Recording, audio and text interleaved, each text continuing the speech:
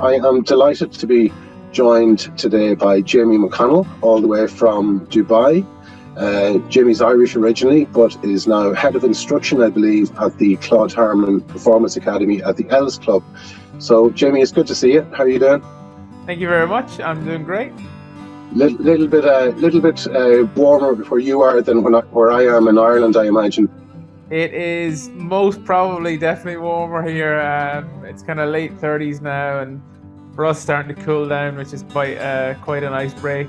Before I get into talking about Irish golf courses, can you tell me a little bit about what you do in Dubai? So I'm the Director of Instruction at the Claude Harmon Academy in Dubai, formerly known as the Butch Harmon School of Golf. So when I had originally joined about 9 years ago, that was its title, and I actually joined under Justin Parsons, who was the director at the time. So Justin's from Belfast as well, so another Irishman, and he's currently over in Sea Island over in the States. So I was quite proud to take the reins from him. He's a huge mentor of mine and a huge influence, and I was lucky enough that when kind of things changed over to Claude and Justin had moved on to a superb job over there, I had the pleasure of taking over from him. You mentioned that it was formerly the Butch Harmon School of Golf. Butch is a client of ours, actually. I'm not sure if you're aware of that. He came over to Ireland in 2019, and we were asked to help put a little trip together for him. So I had a number of interactions with Butch, and he's such a great character, a really great storyteller. You clearly made an influence on him, since he's recently joined RCD as a member. So I believe, I'm not sure if it's official or not, but I'm pretty sure he's a member up at Royal County Down. Yeah, that was one of the courses that we organised for him to play when he was here in 2019. So that's interesting. So, Jamie, I want to talk to you about the just recently released Golf Digest World Top 100 list, which features 9 Irish courses. So again, we're punching way above our weight. And obviously, with your background, you know about Irish golf really well. I've played the Els Club actually about 6 months or so ago, and I've played a number of the other courses in Dubai. Probably the closest that is there to, let's say, an Irish links course is Yas Links in Abu Dhabi. I don't believe any of the clubs in Dubai are kind of similar, if you like, to a links course. So how would you define links golf? What does that kind of say to you? You know, as much as Yas is kind of defined as a links and looks like a links, it's got the long kind of fescue grass and it's shaped along the sea. It would be very difficult to get anywhere to actually play like a links over here, because it's hard to get everything firm enough at the Bermuda. Compared to obviously links, you can run the ball in a lot, you can be very, very creative, but even the likes of Yas it plays like I don't want to say a typical UAE course, but definitely a warmer weather course like we would have here in the States, in that you fly the ball most of the way. I think the closest in terms of playing like the feel of a links is probably actually Trump Dubai over here. That's probably the firmest course. And it's the one that would remind me of a links, because you can kind of play bump and runs from quite a long way off the green, and it doesn't get too grainy or grabby. But I think for me, links, you know, if I was defining links, I think you've got to be creative with it. I don't think there's very often you get to fly the ball at a green. And I think one of my very good juniors, Tom, this year went back to the UK to play in the British boys, and he averages, you know, par or under over here, and first round he shot 84, and I said, what were you playing at? And he said, I couldn't get used to landing a 40 yards short of the green. He said it was just so baked and so hard pan that he was flying everything 20 short, and it had run over the back of the green every time, and he's like, I just couldn't convince myself it was going to get there. Second round he's gone out and played great, but I think that for me is links golf. It's, you know, I remember, you know, days in Baltray, and you know, you could be on one hole and you're hitting a 5-iron from 240, and then the next hole you're hitting a 5-iron from 120, you're having to use that kind of creative side to your brain rather than, you know, just route 101 and just throw it at the flag and let it stop, which we generally play over here. There's hope for us all if your scratch golfer is shooting at 84 the first time he You'll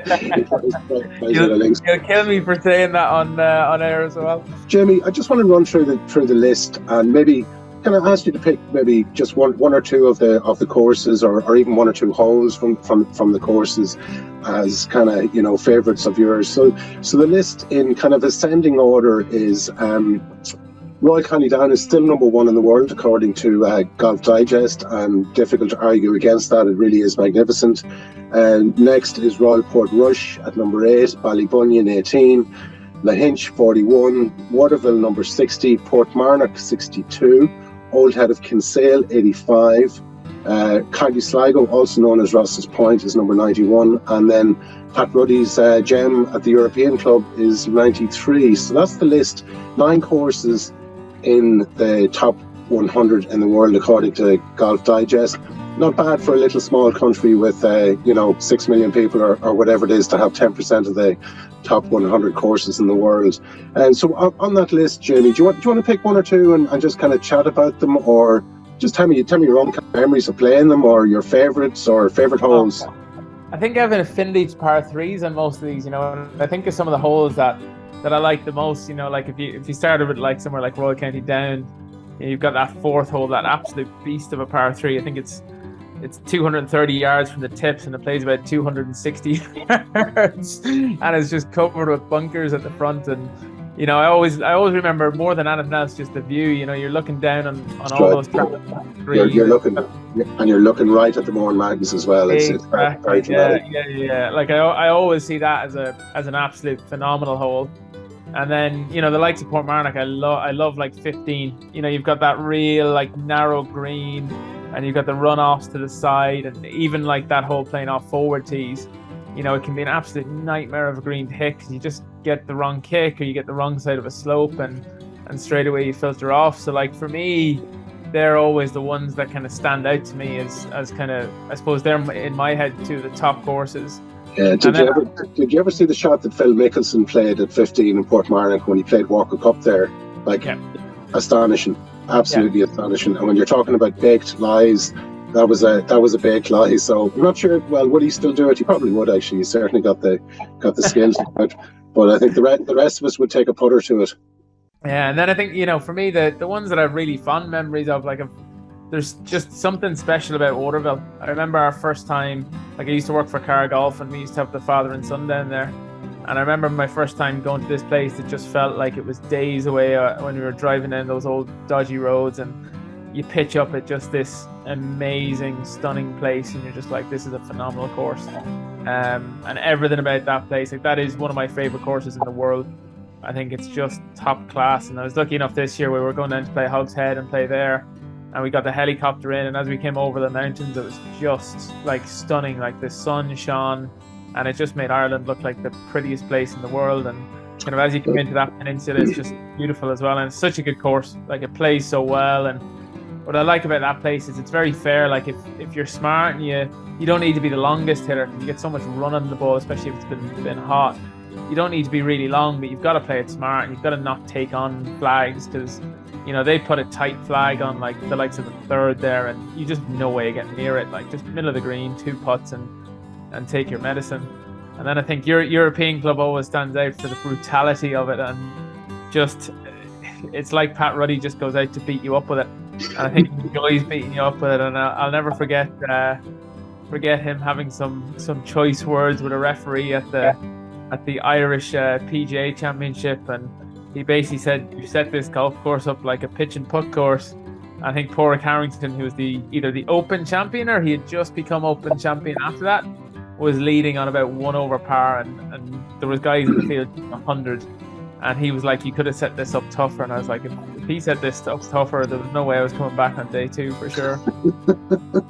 That's right. I remember Porrick being interviewed. Actually, that was before the week before he won his first Open, and some poor journalist made the mistake of asking him in the kind of run up to the Open Championship that, "Oh, I see you played in the Irish PGA last weekend, and finished with 1 over or 2 over to win it, so your game mustn't be in great shape."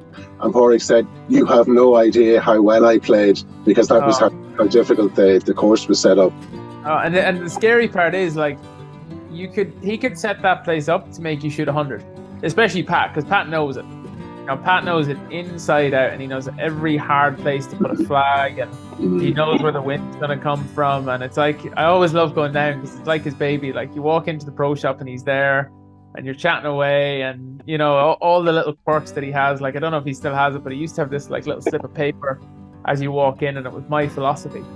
And it was like about the course, and like, you know, bunkers should be a hazard, and if you hit it in a bunker, it's your own fault basically, and you know, all these like little things, and you're just like, it's such a different experience from, like, I suppose, a really polished, you know, not a tour venue, but a really polished like kind of hotel course or something like that. It's like, right, you coming here, right? You want to take this course on, and at your own risk. So I always love it. I think it was brilliant. It certainly is, and I'm sure you've heard Pat saying his his favourite bit of advice when golfers are setting off is he tells them a little poem which goes like this: gentlemen, you're playing my golf course today, so my advice to you is piddle piddle down the middle, chip and putt for par, move on. And that's it. That's how he sees it. He's dead right. Let me ask you about another course actually that Pat is very closely associated with in County Sligo, also known as Ross's Point. He's made some changes there in recent years, which I think is probably why it's come into the top 100. Any favourite holes at Ross's Point? Oh, geez, it's been so long since I was down there, and I haven't actually played there since they would have made the changes. It's probably been 10, 12 years, but I definitely loved it. I always remember the finishing stretch being really good for a match play, because it's kind of like there's holes where you can take it on, but like it is risky, and you've got to be very, very careful when you are taking it on. So like that par 5 up the back, I think it's like maybe 15 or 16 where it comes up into the dunes. I always like that one because I always find out, especially when you're watching the matches, you know, they're nearly always, that's like a big deciding hole for momentum. You know, somebody will take it on and mess it up, or somebody will take it on and pull off an eagle out of nowhere, and I think that one always stands out to me because it's a bit of a swing hole. Yeah, no, you're right. It is. It's a fabulous closing stretch. My favourite at Ross's Point on those closing holes is the 17th, the kind of amphitheatre hole where it's the severe dog leg left. You're playing up the hill, and plenty of championships have been won and lost on those holes. That's for sure. Just one other course that I want to ask you about, because it's one of it's probably, arguably, is the most requested course that we get after Royal Connidan and Royal Portrush, which is Old Head of Kinsale. So what's your impressions of Old Head? I think Old Head, the views are just absolutely stunning. You know what I mean? Like, you're not going to get a better view or a better spectacle as far as a golf course is concerned. And you know, it was again interesting being down kind of in Waterville, and almost everybody that I spoke to was going up to play that golf course at some, just to see it. Like, and they all just had this reputation of it, and I think the cliffs are absolutely amazing. You know, when you're looking out over it, and the way they've designed that is just a phenomenal piece of land as well. It's quite a cool venue, and yeah, you want to be driving the ball very, very well there. You know what I mean? Like, especially you get holes like kind of the 4th, that par 4, you know, you've got to hit the golf ball well for sure. So yeah, some of my favorite holes there, probably 12 par 5, very, very good, and you've really got to make sure that you keep it on the straight and narrow there. Yeah, no, some amazing holes in Old Head, and as you say, it's the cliffs and the setting. You know, the holes are dramatic enough, but then when you look over the sides and consider what's out of bounds, it's a different matter. All right, Jamie, I really appreciate you taking time this evening, because I know it's getting late on your Friday evening there to chat to me today. Just one last thing before I let you go is for people that are based in Dubai or in the Middle East, thinking about coming to Ireland to play golf for the first time, what kind of advice might you give to them? I would say, without a doubt, just do it. Just pull the trigger and go and play. And I would even say mix up some of the like flagship courses, like the ones we've mentioned, and then pick some of the smaller ones. Like, there's some absolute beauties. Like, I think of like Laytown, Bettystown, and Baltray up my way. You know, you go up to Cairn up north, and there's just so many smaller golf courses that will not make that list, but are absolutely amazing and just like little gems along the way. So, I would ask local advice, and like I say, mix up some big ones with some smaller ones, because they'll really enjoy the smaller ones. I think some of the kind of smaller golf courses just offer something unique, whether it be the old guy behind the bar in the clubhouse or the starter on the tee, and you get some great stories along the way and some great like towns and things to visit. Absolutely. Well, that's good advice, Jamie. It's Ireland is full of characters, full of golf courses, and full of welcomes. So we look forward to welcoming people from the Middle East when they want to travel here.